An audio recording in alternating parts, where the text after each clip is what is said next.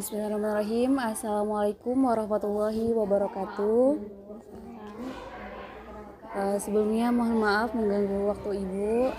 Perkenalkan, saya Laila Azkia dan rekan saya Muhammad Rifki. Kami dari mahasiswa dari Universitas Primagraha, jurusan dari PGSD dan semester 4. Izin mewawancarai Ibu untuk pembelajaran tentang IPS ya Bu ya. Langsung saja mungkin ya pertanyaannya, apa saja materi IPAS yang diajarkan di kelas rendah Ibu? Kalau materi IPAS di kelas rendah itu berkaitan dengan lingkungan sekitar ya, seperti makhluk hidup, kemudian tentang energi yang digunakan, sumber energi, bentang alam, itu kalau untuk kelas rendah. Terus pertanyaan yang kedua, apa yang menjadi fokus utama dalam pembelajaran IPAS di SD? Kalau fokus untuk anak-anak kelas rendah itu biasanya lebih mengenal ke lingkungan sekitar ya, karena untuk anak-anak itu kan biasanya dari rumah kan keluarga, intinya keluarga dulu, otomatis sudah diajarkan sama keluarga kan ya, jadi lebih mengenal lingkungan keluarga, kemudian lingkungan sekitarnya di rumahnya, kemudian lingkungan yang ada di sekolah. Lingkungan kan juga banyak ya, jadi tentang lingkungan itu fokusnya ke dari mulai makhluk hidup, dari mulai mengenal hewan, kemudian setelah itu mengenal tentang makhluk hidup sesama makhluk hidup seperti manusia, lingkungan di masyarakat. Jadi kayak makhluk sosial ya Ibu ya, berhubungan dengan membutuhkan yang lain. Kemudian metode mengajar apa yang dapat diterapkan gitu Bu di pendidikan IPAS ini?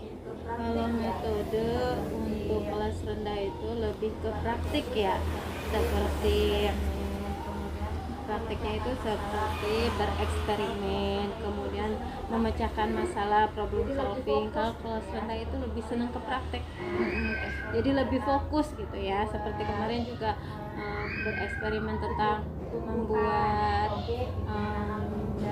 itu tumbuhan toge gitu, menanam dari biji kacang hijau menjadi toge gitu, bereksperimen.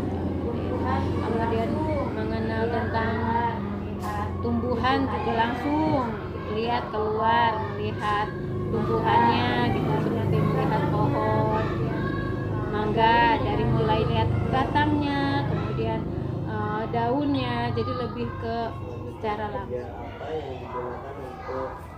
Nah, selanjutnya media apa yang digunakan untuk penyampaian materi IPAS Bu? Selain media buku ya, untuk kelas rendah itu lebih ke benda konkretnya.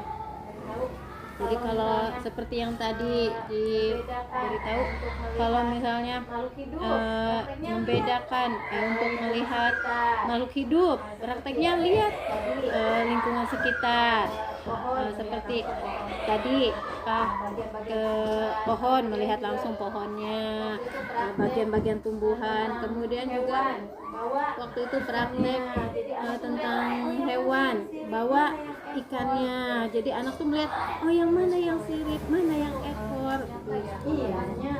Berarti kalau yang konkret itu yang nyata ya, karena kan mungkin karena kelas rendah, jadi apa yang dilihat gitu harus yang nyata yang bisa di itu ya Bu.